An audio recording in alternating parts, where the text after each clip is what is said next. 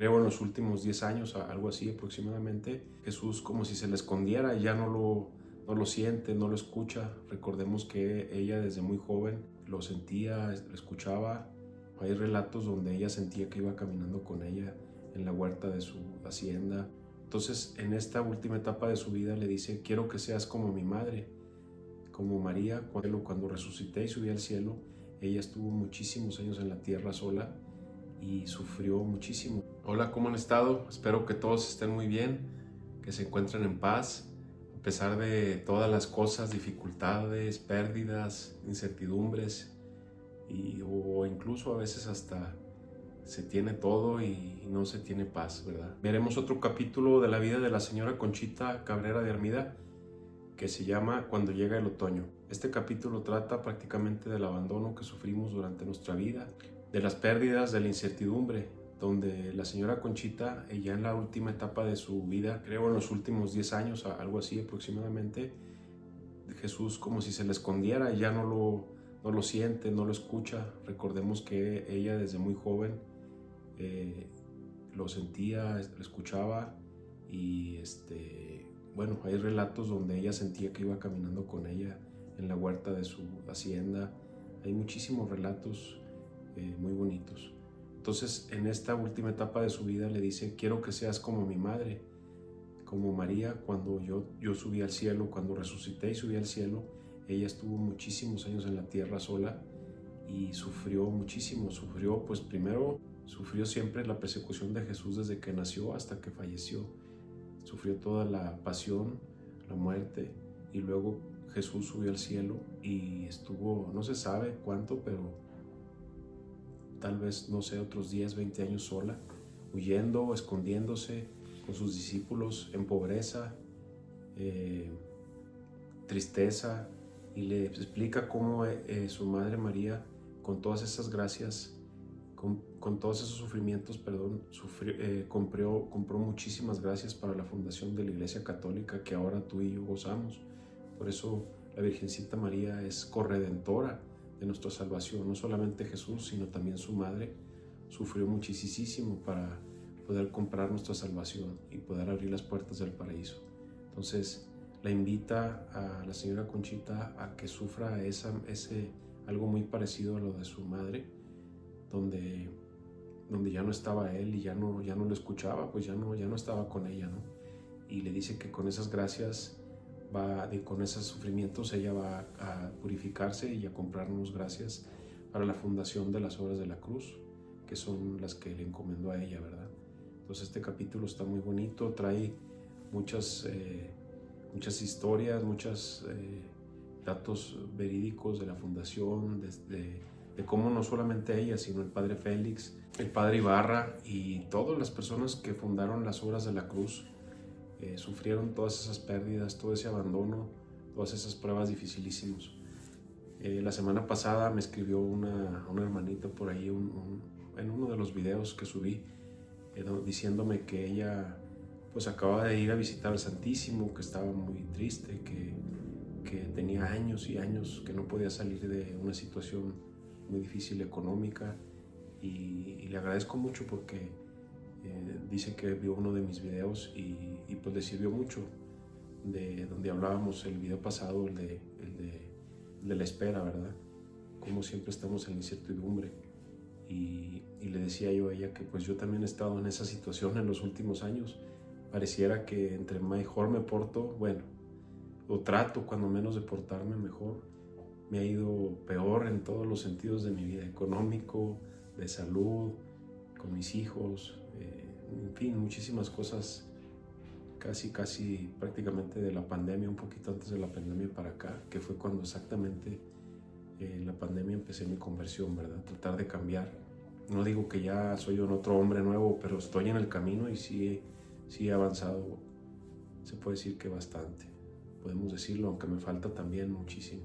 A lo que iba es que sentimos el abandono.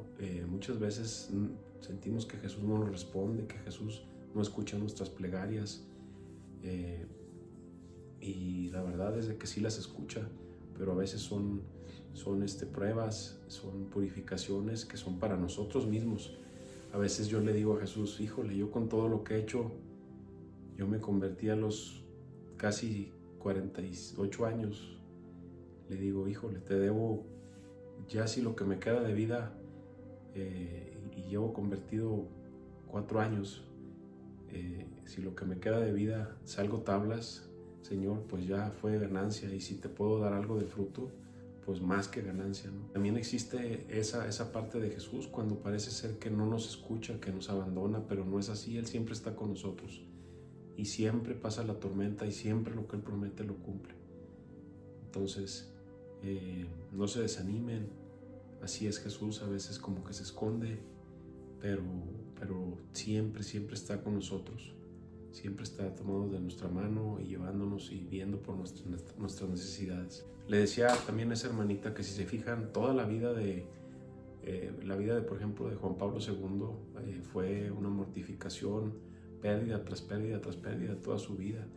De San Francisco de Asís, de la misma María. Inclusive le decía a esta hermanita que viera la vida de la Virgen María, ¿verdad?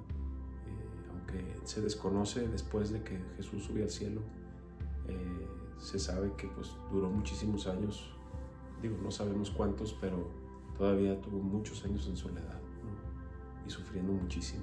Entonces, acuérdense que Jesús dijo, el que quiera seguirme, que tome su cruz y se olvide de sí mismo. Entonces hay que ofrecerle todo. Lo que sí les digo es que si lo buscas, Él siempre cumple su palabra. Si tú lo buscas, sobre todo en el Santísimo, en la oración, Él siempre te va a responder. No solamente a los santos les habla, la verdad, tú lo vas a sentir a través de ese Espíritu Santo, a través de cosas que Él te va a ir a ti, en tu situación donde tú estés, te va a ir hablando y te va a ir demostrando que sí existe, y que a pesar de lo que estemos pasando, siempre cuando estamos en gracia y cuando estamos con Él, Él nos brinda su paz. Por eso se le dice el príncipe de la paz. Espero que les guste el video, que les sirva muchísimo. Muchas gracias por ver los videos. Acuérdense que esto no son cosas que yo invento, que salen de mi cabeza. Son cosas que leo, que Jesús ha regalado a sus elegidos, ¿verdad? Como la señora Conchita, a sus santos, o las Sagradas Escrituras. Todo está ahí. Yo simplemente trato de replicarlo y enamorarlos para que conozcan a Jesús, y ya cuando te enamoras de Él, pues ya prácticamente es imposible de poder dejarlo, ¿no? Es algo muy bonito. Ojalá se animen. Gracias. Capítulo Cuando llega el otoño. Dios me ha concedido todas las vocaciones a que puede aspirar una mujer. He sido hija, hermana, novia, esposa, madre, viuda, suegra, abuela, bisabuela y religiosa. Recordemos que al último, ya cuando estaba sola y viuda, le permitieron portar los hábitos y ya vivir como una religiosa sus últimos, creo que 2 años, 3 años. Me toca recorrer la última etapa de mi vida. Ahora, me dijo el Señor, tienes que imitar a María en la soledad en que vivió después que yo subí al cielo. Estos últimos años de María son casi ignorados y, sin embargo, fueron de una importancia capital. Para su corazón, el manantial de la amargura, el depuramiento de su amor, y para la iglesia naciente, una fuente de gracias. Tú tienes que ser un eco fiel de esa madre dolorosa. Te falta el martirio del puro abandono mío, del desamparo que purificando compra gracias. Con tu dolor obtendrás las que necesitan las obras de la cruz, los sacerdotes y mi iglesia.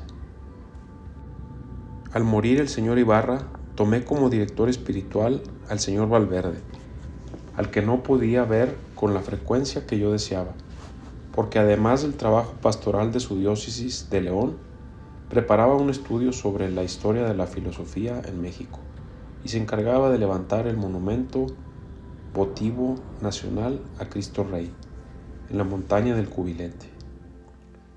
Por eso me aconsejó que me confesara con el padre Guillermo Trischler, profesor del Seminario de México, un alma muy hermosa. El Padre Félix se multiplica incansablemente, impulsa las obras de la cruz, funde el apostolado del Espíritu Santo, que cuenta ya con 80,000 socios. Promueve la comunión dominical y la consagración del Espíritu Santo en numerosas diócesis. Recorre el centro del país en busca de vocaciones. Establece la Casa de Filosofía y Teología y la Escuela Apostólica, donde niños y jóvenes son indicios de vocación, se forman en la piedad y en el estudio para ser más tarde santos y sabios misioneros. Concha, mi pobre vida no es vida, es un torbellino. Debo darme prisa, que el tiempo apremia y hay que dejar esta congregación establecida sobre bases de roca. En 1914, el Padre Félix había sido prestado por 2 años para la fundación de los misioneros, permiso que fue renovado, pero que debía expirar en julio de 1920, con la advertencia de que no volvería a prorrogarse. Concha, le traigo la buena nueva. El señor Enrique Sánchez Paredes, arzobispo de Puebla, acaba de regresar de Roma. En nombre de los obispos mexicanos, pidió al Papa Benedicto XV que me permitiera estar aquí otros 5 años. El Papa accedió amablemente, pero con la misma condición de que este permiso no se prolongara más.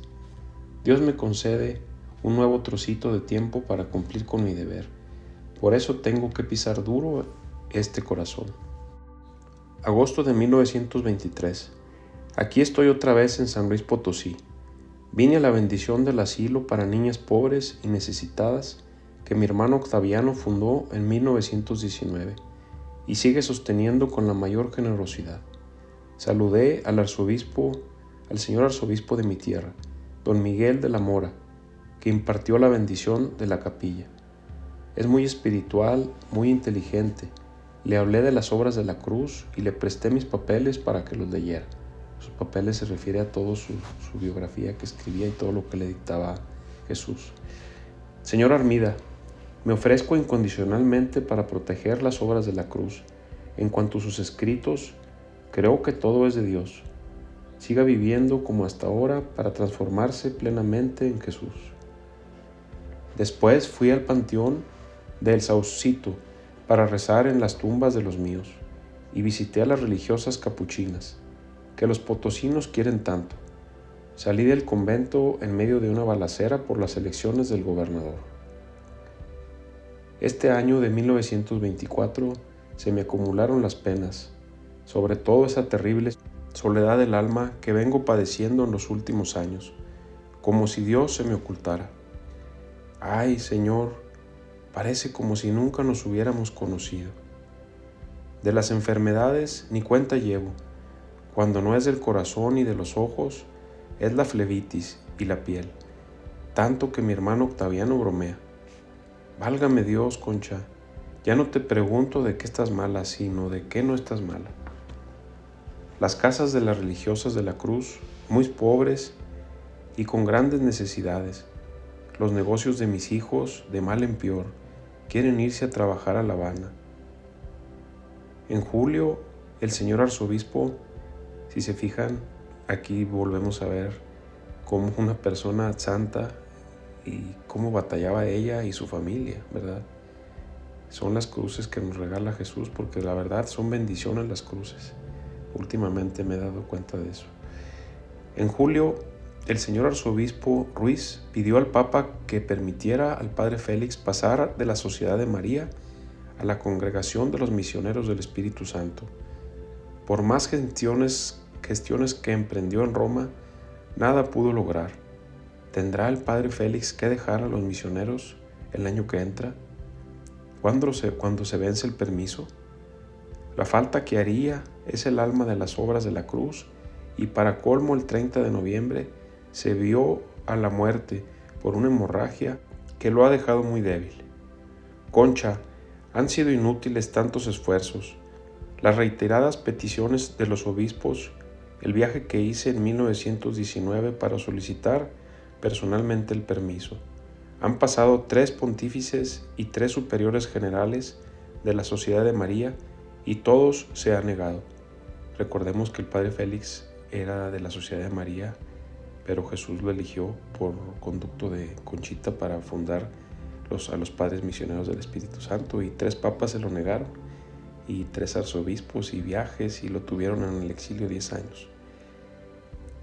Y todo se ha negado. Es una larga historia de 22 años, fíjense. Ahora acaban de elegir al nuevo superior general, que es el padre Ernesto Riego. Hoy mismo, 19 de diciembre, le he enviado esta carta. Reverendo Padre, le escribo para que me ayude a realizar mi deseo de pasar de esta nueva congregación a esta nueva congregación. Si cree usted que es para mayor gloria de Dios, suceda lo que suceda. Recibiré como de la mano de Dios la decisión de Roma y de mis superiores. Me someto a ella con toda el alma. Querido Padre Félix, me rindo a sus deseos y al deseo de los religiosos que lo rodean, y no me pongo ya a que pase usted a la Sociedad de María, a la Congregación de los Misioneros del Espíritu Santo. Ya he comunicado a Roma esta decisión. Le doy las gracias por los buenos servicios que ha prestado usted a la Sociedad de María y por la adhesión que le guarda, mientras le deseo una santa y fecunda carrera en la misión que por la providencia ha confiado a sus cuidados. Ernesto Riego. La emoción me ahogaba. Recé en cruz el Te Deum en mi pobre oratorio. Yo ya sabía, está hablando la señora Conchita, yo ya sabía que concederían el permiso. Me lo dijo el Señor Jesús desde el principio de las obras de la cruz. Fíjense, Jesús promete y cumple. Por eso hay que tener cuidado lo que le pedimos. Solo que no nos dice cuándo. Es lo que platicábamos en el capítulo pasado. Concha, acabo de recibir de Londres un cable del señor Greville. Su esposa está grave y me pide con urgencia que vaya a verla. No puedo negar nada a estos grandes bienhechores míos y de la congregación. Iré también a Roma, puesto que aún me falta el permiso del Papa para ingresar a la congregación de los misioneros del Espíritu Santo. Esta familia fueron los que consiguieron el primer permiso después de 10 años para que regresara a México, y fue cuando fundó los misioneros del Espíritu Santo dentro de la Guerra Cristera. De junio a noviembre estuvo el padre Félix en Europa. Habló en Roma con Monseñor La Pluma, secretario de la Congregación de Religiosos, después cardenal y prefecto de la misma congregación, y aunque encontró evasivas y malentendidos, dejó el terreno preparado para una solución favorable. Yo, entre tanto, tuve la dicha de que el señor Luis María Martínez, obispo auxiliar del arzobispo Leopoldo Ruiz y Flores de Morelia, que había venido a curarse a México, aceptara darme los ejercicios espirituales y ser mi director. Es muy alta su alma y muy abstraída en Dios. ¿Verdad, Señor, que voy a adelantar en mi vida espiritual con la dirección de Él? Sí, hija, dile a tu director que le entrego un tesoro, que es el Verbo, porque al tocar tu alma, tocará al Verbo que en ella habita. Válgame Dios, tener yo que decir estas cosas al señor Martínez con la vergüenza que me da. ¿Por qué Jesús no las dirá directamente?